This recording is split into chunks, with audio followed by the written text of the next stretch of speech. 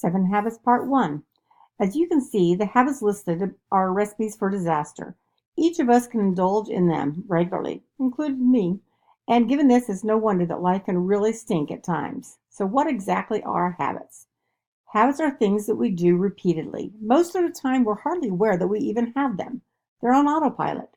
Some habits are good, such as exercising regularly, planning ahead, and showing respect for others. Some are bad, including thinking negatively, feeling inferior, or blaming others. And some don't really matter, like taking showers before bed instead of in the morning, putting hot sauce on every meal, listening to music while you exercise. Depending on what they are, our habits will either make us or break us. We become what we repeatedly do. As Samuel Smiles puts it, sow a thought, you reap an act. Sow an act, and you reap a habit. Sow a habit, and you reap a character. Sow a character, and you reap a destiny. Luckily, you're stronger than your habits. You can change them. For example, try folding your arms. Now fold them in the opposite direction. Go ahead and try it. Feels pretty strange, right? But if you folded them in the opposite direction for 30 days in a row, it wouldn't feel so strange. You wouldn't even have to think about it. You'd get in the habit. At any time, you can look at yourself in the mirror and say, hey, I don't like that about myself, and you can exchange a bad habit for a better one. It may not always be easy, but it's always possible. Maybe not every idea in this book will work for you, but you don't have to be perfect to see results either. Just living some of the habits some of the time can help you experience changes in your life you never thought possible. The 7 habits can help you get control of your life, improve your relationships with your friends, make smarter decisions, get along with your parents, overcome addictions and self-destructive habits, define your values and what matters most to you, get more done in less time, increase your self-confidence, be happy, find balance between school, work, friends, dating, and everything else. One final point. It's your book, so use it. And we have a digital book. Up next, we're going to take a look at 10 of the dumbest statements ever made. Paradigms and principles. What you see is what you get. The following is a list of statements made many years ago by experts in their fields. At the time they were said, they sounded intelligent. With the passing of time, they sounded idiotic. Better keep yourself clean and bright. You are the window through which you see the whole world. George Bernard Shaw, English playwright. The top 10 all-time stupid quotes. Number 10. There is no reason for any individual to have a computer in their home. Kenneth Olson, president and founder of Digital Equipment Corporation in 1977. Number 9. Airplanes are interesting toys, but of no military value. Marshal Ferdinand Foch, French military strategist and future World War I commander in 1911. Number 8. Man will never reach the moon, regardless of all future scientific advances. Dr. Lee De Forest, inventor of the Audion tube and father of the radio. February 25, 1967. Number 7. Television won't be able to hold on to any market it captures after the first 6 months. People will soon get tired of staring at a plywood box every night.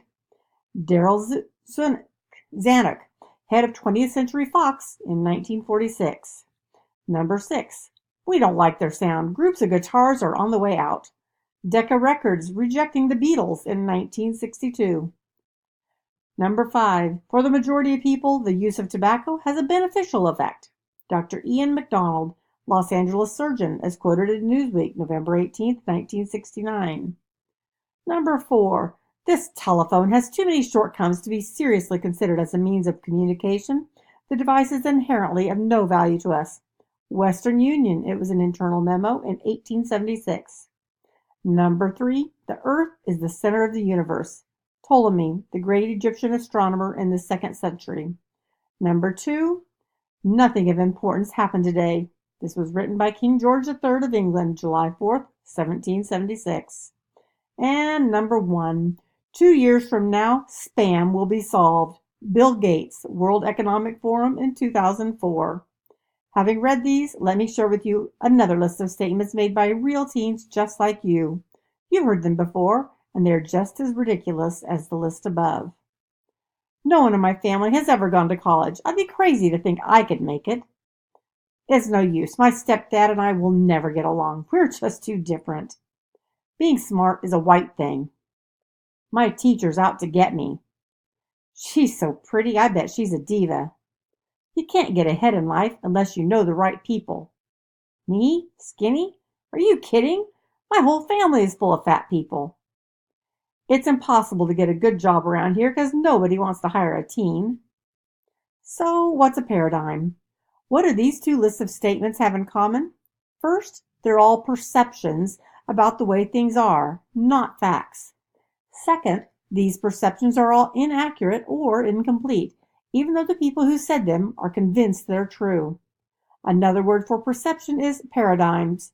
A paradigm is the way you see something. It's your point of view, your frame of reference, or a belief. Sometimes your paradigms are way off the mark, and as a result, they create limitations. For instance, you may be convinced that you don't have what it takes to get into college. But remember, Ptolemy was just as convinced that the Earth was the center of the universe. And think about the teen who believes she can't get along with her stepdad. If that is her paradigm, is she likely to ever get along with him? Probably not, because that belief will hold her back from really trying. Paradigms are like glasses. When you have incomplete paradigms about yourself or life in general, it's like wearing glasses with the wrong prescription. That lens affects how you see everything else. As a result, what you see is what you get. If you believe you're dumb, that very belief will make you dumb. Or if you believe your little sister is dumb, you'll look for evidence to support your belief. Find it, and she'll remain dumb in your eyes. On the other hand, if you believe you're smart, that belief will cast a rosy hue on everything you do. A teen named Christy once shared with me how much she loved the beauty of the mountains. One day she went to visit her eye doctor and to her surprise discovered that her sight was much worse than she had thought. After putting in her new contact, she was astonished at how well she could see. As she put it, I realized that the mountains and trees and even the signs on the side of the road have more detail than I had ever imagined. It was the strangest thing. I didn't know how bad my eyes were until I experienced how good they could be. That's often the way it is. We don't know how much we're missing because we've messed up paradigms. We have paradigms about ourselves, about other people, and about life in general. So let's take a look at each. Paradigms of self. Stop right now and consider this question. Are your paradigms of yourself helping or hurting or hindering you? When my wife, Rebecca, was a junior at Madison High School in Idaho, a sign-up sheet for the Miss Madison pageant was passed around in class. Rebecca, along with many other girls, signed up. Linda, who sat next to Rebecca, passed without signing. Sign up, Linda, insisted Rebecca. Oh, no, I couldn't do that. Come on, it will be fun. No, really, I'm not the type. Sure you are. I think you'd be great, chimed Rebecca. Rebecca and others continued to encourage Linda until she finally signed. Rebecca didn't think anything of the situation at the time. However, 7 years later, she received a letter from Linda describing the inner struggles she had gone through that day and thanking Rebecca for being the spark that helped her change her life. Linda related how she suffered from a poor self-image in high school and was shocked that Rebecca would consider her a candidate for a talent pageant. She had finally agreed to sign up just to get Rebecca and the others off her back. Linda said she was so uncomfortable about being in the pageant that she contacted the pageant director the following day and demanded her name be removed from the list. But like Rebecca, the director insisted that Linda participate. Reluctantly, she agreed, but that was all it took. Linda noted that although she hadn't won a single title or award, she had overcome an even bigger obstacle, her low perception of herself. The following year, Linda became a student body officer, and as Rebecca relates, developed a vivacious and outgoing personality. Linda experienced what's called a paradigm shift. By daring to participate in an event that demanded the best in her, Linda began to see herself in a new light. In her letter, Linda thanked Rebecca from deep within her for, in essence, taking off her warped glasses, shattering them against the floor, and insisting she try on a new pair. Just as negative self-paradigms can put limitations on us, positive self-paradigms can bring out the best in us, as the following story about the son of King Louis XVI of France illustrates. King Louis had been taken from his throne and imprisoned. His young son, the prince, was taken by those who dethroned the king. They thought that inasmuch as the king's son was heir to the throne, if they could destroy him morally, he would never realize the great and grand destiny that life had bestowed upon him. They took him to a community far away, and there they exposed the lad to every filthy and vile thing that life could offer. They exposed him to foods, the richness of which would quickly make him a slave to appetite. They used vile language around him constantly. They exposed him to lewd and lusting women. They exposed him to dishonor and distrust. He was surrounded 24 hours a day by everything that could drag the soul of a man as low as one could slip. For over 6 months he had this treatment, but not once did the young lad buckle under pressure. Finally, after intensive temptation, they questioned him. Why had he not submitted himself to these things? Why had he not partaken? These things would provide pleasure, satisfy his lusts, and were desirable. They were all his. The boy said, I cannot do what you ask, for I was born to be a king. Prince Louis held that paradigm of himself so tightly that nothing could shake him.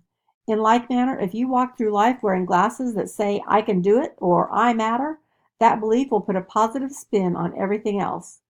At this point you may be wondering, if my paradigm of myself is all contorted, what can I do to fix it?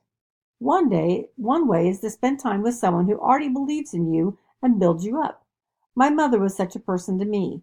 When I was growing up, my mom always believed in me, especially when I doubted myself. She was always saying stuff like, Sean, of course you should run for class president. And ask her out. I'm sure she would just die to go out with you. Whenever I needed to be affirmed, I'd talk to my mom, and she'd clean any negativity from my glasses. Ask any successful person, and most will tell you that they had a person who believed in them, a teacher, a friend, a parent, a guardian, a sibling, a grandparent. It only takes one person, and it doesn't really matter who it is. Don't be afraid to lean on this person and to get nourished by them. Go to them for advice. See yourself the way they see you. Oh, what a difference a new pair of glasses can make. As someone once said, if you could envision the type of person God intended you to be, you would rise up and never be the same again. At times, you may not have anyone to lean on, and you may need to go solo. If this is the case with you, pay special attention to the next chapter, which will give you some handy tools to help your self-image.